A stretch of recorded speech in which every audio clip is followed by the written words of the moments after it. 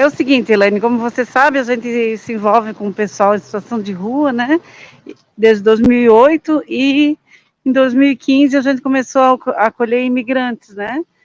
Haitianos e nesse ano também venezuelanos, em 2020, 2019.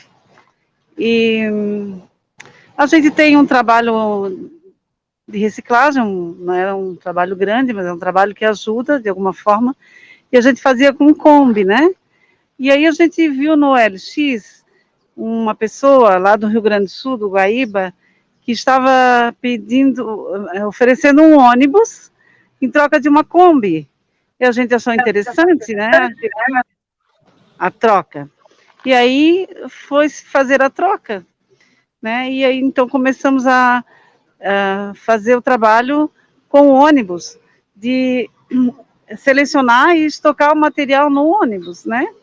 E essa carga que estava no ônibus era uma carga muito grande de papelão.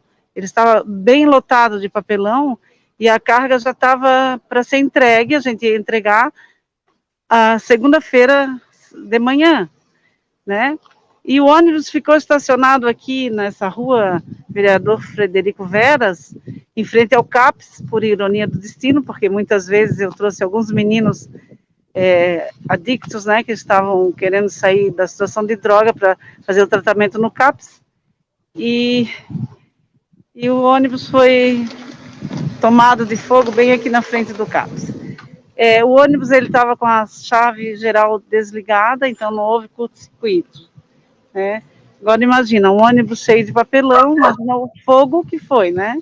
E aí disse que às 3 da manhã, um vizinho aqui que mora atrás do CAPS, chamou o bombeiro, e quando a gente chegou cedo aqui, a gente viu que ainda tinha muita fumaça, e percebeu o que estava acontecendo, né? Não, a gente não sabia, soube assim que chegou, e aí chamamos novamente o bombeiro também para terminar de apagar a fumaça. Para você ter ideia, ontem à noite ainda tinha fogo, porque era muito papelão e como o ônibus ele tinha um madeiramento, porque ele foi transformado num motorhome, ele tinha uma mobíliazinha ainda, porque na verdade esse ônibus era um gabinete odontológico de uma prefeitura aí do Rio Grande do Sul. Era um projeto que eles fizeram, que não deu certo, porque o trabalho não conseguiu ir para frente, e eles botaram o ônibus no leilão, e é onde essa pessoa comprou o ônibus e depois quis uma Kombi, aí a gente fez a troca, essa é a real história, sabe? E agora a gente está aqui com a carcaça do ônibus. E, Ângela, o que significa aí para vocês, né, que fazem esse trabalho já há anos de ajuda aos haitianos e tal, perder todo esse patrimônio, né? Porque, de certa forma, é uma grana que é investida nisso, e além de perder o patrimônio, perder o que estava dentro, que seria vendido, né? Então, quer dizer, provavelmente isso foi criminoso?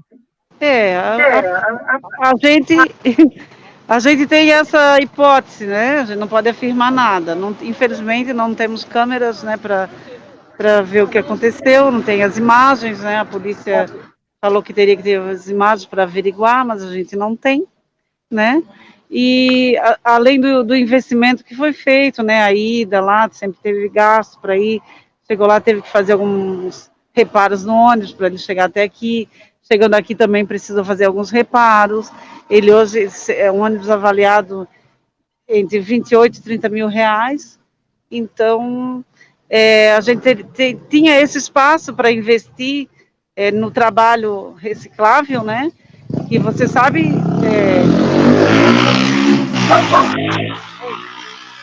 Passou uma moto aqui.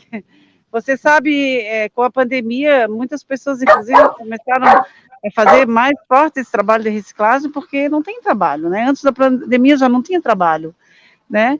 E a gente também já estava fazendo isso antes da pandemia. Por quê? Porque os imigrantes, quando chegam, eles têm todo um processo de documentação a ser feito. E isso leva um tempo, tem que ter agenda na Polícia Federal. Enquanto não tem documentação, não tem como conseguir trabalho formal de carteira assinada. Mas precisa comer, né? Tem a sobrevivência. Então a gente pensou nisso, vamos reciclar, ajudamos a natureza, né? E conseguimos algum dinheirinho para a sobrevivência dessa gente. E a gente faz um trabalho assim bem de parceria, sabe? Então, lamentavelmente, agora ficamos sem esse espaço que era essa fonte de renda que se tinha, né? Que não é uma renda, né? Não é renda, é uma sobrevivência. E, Ângela, existe a possibilidade de vocês abrirem alguma vaquinha, alguma coisa para que as pessoas possam ajudar, né? Porque agora vai ter que repor essa grana, já que a polícia também não está dando a devida atenção, pelo que se pode notar, né? Muito provavelmente não vai se saber quem fez isso. A gente não tem esperança de saber, não, sabe? Porque o ônibus tem que ser retirado daqui, inclusive, se não for retirado hoje, a gente pode ter algum problema, né? Porque ele está numa via pública. Como a gente gostaria de ser ajudado, porque geralmente, existem hoje duas casas alugadas, uma para venezuelanos e uma para haitianos. Essas casas, elas são casas alugadas, e tem aluguel, água e luz. Quando eles trabalham, eles contribuem, eles não pagam todas as contas, eles contribuem dentro das possibilidades deles para ajudar a pagar o aluguel. Água e luz eles não pagam, a gente tem que se virar com reciclagem, né, para cobrir o resto do aluguel também. Aí a gente tem a conta de água e luz e a parte do aluguel que eles não conseguem cobrir, né? E a casa onde moram os venezuelanos, eles não trabalham, eles não têm como contribuir. Então, esse aluguel a gente tem que manter, né? E essas casas não são aluguéis, não é assim, é um aluguel de mercado, né? E se você atrasa, tem juros, tem multa, então você tem que dar conta, sabe? Não, mano. Ah, tá, beleza. Não, porque ninguém